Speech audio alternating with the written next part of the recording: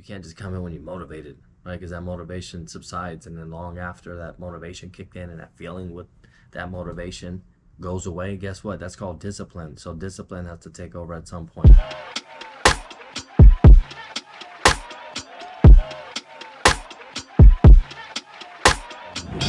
Wednesday's pink at Self-Made. Yeah, at Self-Made Wednesday. Wednesday we wear pink because Tegan told me to wear pink. I don't. I got. It's. I guess it's for Mean Girls or something along those lines. If I'm not mistaken, I guess it's a movie. But every Wednesday they wear pink. I guess. No, Yeah, I'm not sure. it's adorable. That's adorable. For a while there, I wouldn't wear pink. Let's talk about it. Somebody asked me today what I'm going to talk about. I said, Tegan. I said, I'm not sure. To be honest with you, I got a couple different topics. Last time we talked about perception and perceived perception. Where the channel's going. How about we talk about where the channel's going in this podcast room that we're about to work on? I'm excited about that. We just need a chair and a few other things. I think I want to provide a better service for our viewers. Not that we're not providing a good service, but actually, let me go ahead and talk about this. How about we talk about service, or the lack of service that I'm seeing. I'm in the training industry, and the lack of professionalism that I see. What we do, I wouldn't call this a podcast, but what we do is a little bit differently. So we got to get in front of cameras.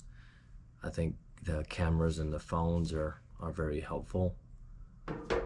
I also think that they take away from the ability to us to effectively coach people one-on-one as a trainer.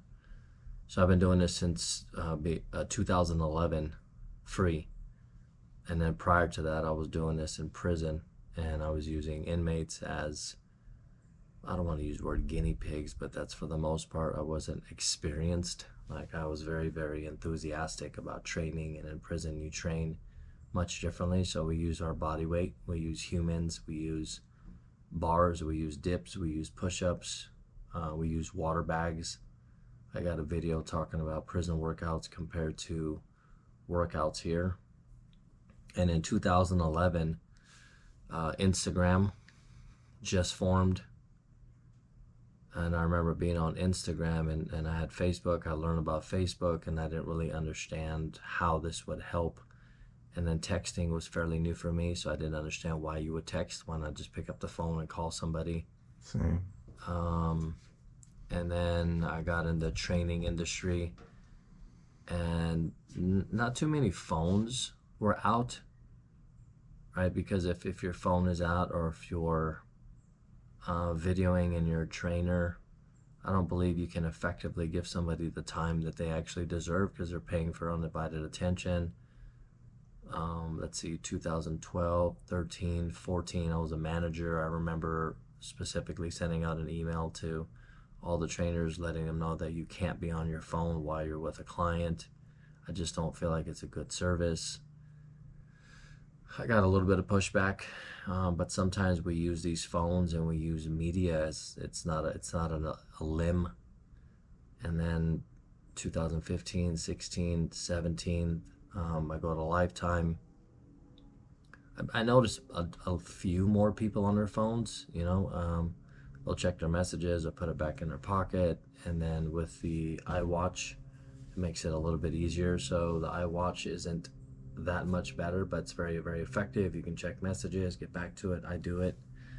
And it also depends on the client as well too, because sometimes you work with clients, and the clients are very, very comfortable with their workouts, they're comfortable with where they're at.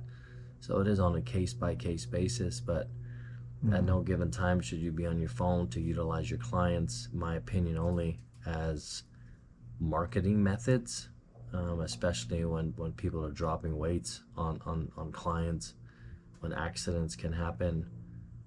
The phone, in my opinion, is a really, really good resource, really, really good tool. I mean, I build my business on my phone, but when I'm with a client, I just don't feel like the service is the same.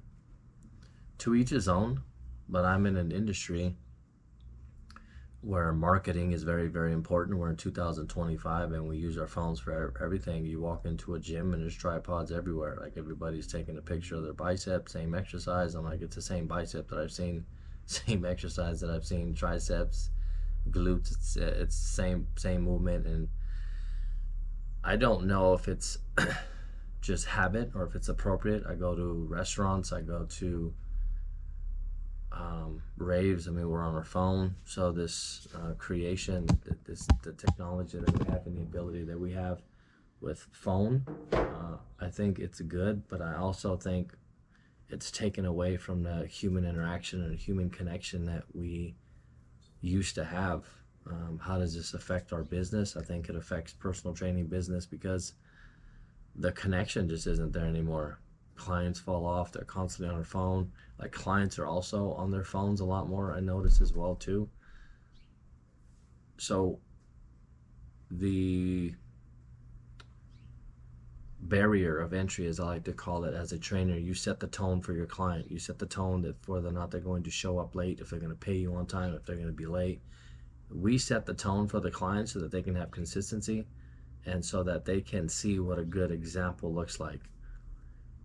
So when I look at clients that are on the phone, when it comes to trainers on their phone, it's the same. They basically mirror one another, constantly taking calls.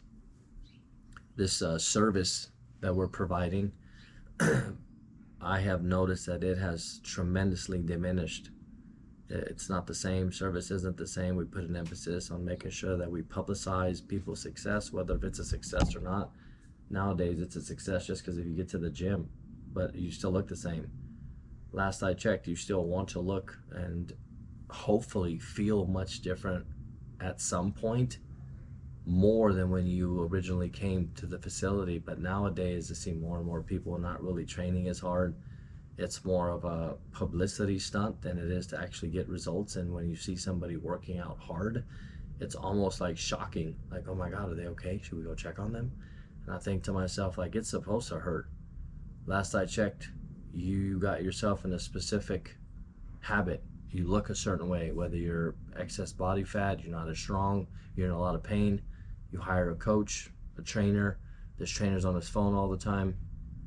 And then you go from one trainer to another, to another, to another, and it's the same thing. And this person that we're supposed to be providing a service to isn't even getting the results. And then as of lately, I've acquired some newer clients that's worked with other trainers, and I am surprised and shocked at the lack of care and lack of attention and collecting money before they even provide a service that even is worth the amount that they're charging for. And with hyped up gyms and hyped up glorified AI technology, is everybody a trainer? Yeah, if they want to be. Like, is everybody a coach? And then I look at these people and I look at their business. I look at the vehicles they drive, overexpensed, struggling, jacked. You know, some people. So you spend an X amount of money on that. But I think we've gotten away from what really, really good service is. And most people don't even know how to provide a good service. I wouldn't pay for a service like that. I wouldn't pay for a service for somebody to be on their phone more than they give me attention if I'm providing undivided attention. I had to draw my car off and the service provider couldn't even look at me. I had to go in there and actually ask him, you know, is somebody going to come out there and speak to me? First thing he did was grab his phone, like as a reflex. It's a nervous twitch, like a nervous reflex. Like I cannot be with myself, so I need to grab my phone as a twitch. I have an appointment. First thing I watch is people grab their phone and put it in their pocket. They check their phone. So I mean, pretty soon that's all we're going to be doing. People across from the way, they're interacting on their phones. I watch. It's ridiculous. And when I find somebody that isn't on their phone as much, communication is better. Eye contact is much better. Communication. Verbal communication and also communication via text message or via phone call. Like we've just lost the ability to communicate. We just assume that we're just supposed to get the things that we're supposed to get because we're entitled. We hand out participation trophies and anybody can be a trainer and anybody can Sorry, it makes me fucking laugh because some of the stuff that I see in gyms and some of the stuff that I see Mm. see in the facility that I work in, and also in other facilities that I visit as well too. I'm not gonna throw any names out there, but I do find it very, very funny. And I find it funny because with new AI technology for trainers, it makes it very, very easy for them to be mindless and not really understand what's going on. Well, how do they use AI? Well, I would Just for imagine it. social, or to build programs? Probably to build programs, but I mean, building a program isn't that hard because it's the same program you can just Google. I mean, it's the same program and it's been around for a long time, except now you can mass produce it and mass sell it, and there's a sucker born every day. I mean, sometimes some people, it's their perspective too. Like if they hire a trainer that's on the phone all the time, like a lot of times they're not really buying the service, they're just buying the person, and they just like being around them or whatever that experience is. This is very true. I've also seen that as well. You're Yeah. absolutely right. Yeah. So I've also noticed that trainers, sometimes I'm so confused. I don't know who's training who, right? Because they'll do a set and then they'll go back and do a set and they're spotting one another. And at the end of the day, I personally believe that the service that we are distributing nowadays is not the same. Online, It's like 2010, 11. definitely not the same service as 2010, 11. The care and the attention just isn't there. But you still care, right? You're still giving your clients attention. To the best of my ability, yeah. Even when I'm going through shit, yeah. I mean, I try to the best of my ability. Or are you on your phone all the time? My phone sits at the front next to my laptop when I'm with somebody. Nice. And you're present when you're with your clients? To the best of my ability, unless I got stuff on my mind, because I'm human. But even then, I still my 50% presence is better than most people's 100% presence when they're. That's one thing I took from you, is when you told me that I felt better about it, to not be so hard on myself if I show up at 60%, as long as I'm still showing up. I mean, But I sometimes still try to give it 100. yeah. So, I mean, 60% of 60% is 60%, but I mean, not showing up is also not good either. It's you can't just come in when you feel great. You know what I mean? Yeah. You can't just come in when you're motivated, right? Because that motivation subsides, and then long after that motivation kicked in and that feeling with that motivation goes away, guess what? That's called discipline. So discipline has to take over at some point. So whether that's training or whether that's a trainer actually understanding that you're just not that good. Matter of fact, you're horrible. Yeah. And it's just going to be a matter of time before most of your clients aren't even there anymore. There's a direct correlation between the number of people that somebody has and the quality of service that they provide, and them constantly just struggling. Like there's struggling trainers, there's struggling attorneys, there's struggling waitresses, there's struggling pro athletes in any sport. Yeah. People are constantly struggling. I've mastered struggle. I'm trying to learn how to thrive, and I have learned that in order to thrive and in order to stop struggling, you're going to have to take a look in the mirror and actually realize that maybe the person that is struggling and the one that's striving just has a lot of differences in perspective and ideas and in commitment to excellence, whether that's work ethic, you get up a little bit earlier, and maybe get off your fucking phone while you're training people, or when you're on a date. To hell with training. How about a date? How many times I walk into a restaurant and I look at people and they're just across the way, like constantly on their phone. That's wild. I see it a lot, and I think to myself, such a beautiful tool that we can actually have in our hands that can change our lives is also the same thing that's so devastating with the people right in front of us. It's the biggest double-edged sword, for real. And I guess I'm having a hard time navigating through it, right? Because this is something that actually saved my life, and this is something that I created before we even had all this technology, like long before, like Instagram just started. Mm-hmm. And I was still doing very well. And then you have social media platforms and social media influencers and social media creators, and then you have social media consumption. Like you have people on social media that they don't create, they just consume. They consume garbage. They basically consume TikTok videos, and they consume shit that isn't even helping them. Relationship stuff, and so you have creators and you have consumers, and then you have the creators that put out this fake propaganda. I see it all the time, and because I am in this industry, I think to myself, they're not really helping themselves and they're not really helping other people, and you have a bunch of mass-produced people that's not helping one another, and this is where we get this lack of service or lack of pride in our service from the rep when I dropped off my car to trainers to even business owners. Like the lack of care and attention that I see that some business owners provide to create a culture that would be thriving, it's not even there. No more customer service. Sign in on the screen. That's the craziest one. Let's not even get into the whole signing on the screen and please tap here and can you please leave a tip. We went from leaving voluntary tips to mandated tips, from dollars to percentages. How about we just like skip the 10 and the 15 and go from 20 to 22 to 25, and then the service that you actually receive for a 25% tip isn't even worth, it's not even worth anything. And it's just like, it's so entitled, and it's so like, this is the service that I require and this is what I'm going to pay you. Fuck off, eat a bag of dicks.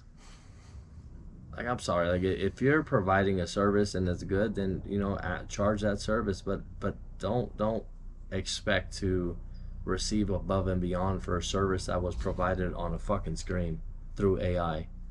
Whether that's at a restaurant, because you sit down at restaurants now and you can actually just sit, order everything from a AI provided screen, and there's still a tip option on there. And I understand that the tip staff gets tipped along with the bussers and things like that, but I don't even see the waitress. I see the busboy more than anything.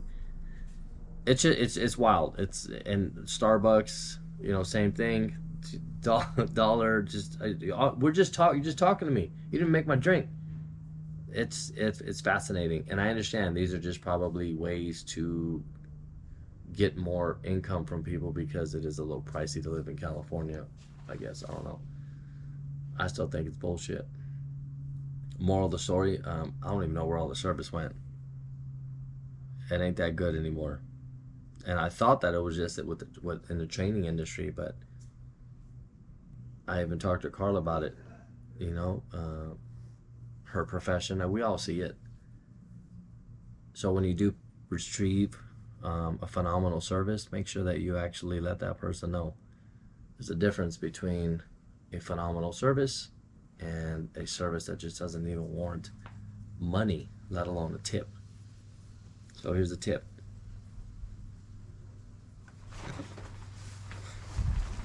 I ain't got a motherfucking tip. I'm just fucking pissed. I'm just fucking pissed. That's lack of service. It's just the lack of care for people. It's still out there, man. They're just oversaturated with fakes too. There's still people out there that care. There is, and I gotta remind myself of that. It's I just gotta keep reminding myself of that. That's all. Yeah, man. There you go. New money coming in, bitch. I like my shit in all blue. I'm about to buy another truck and finna give away my crew. I'm shooting shit like Paul Pierce, bitch. I ball, yeah, I'm the true.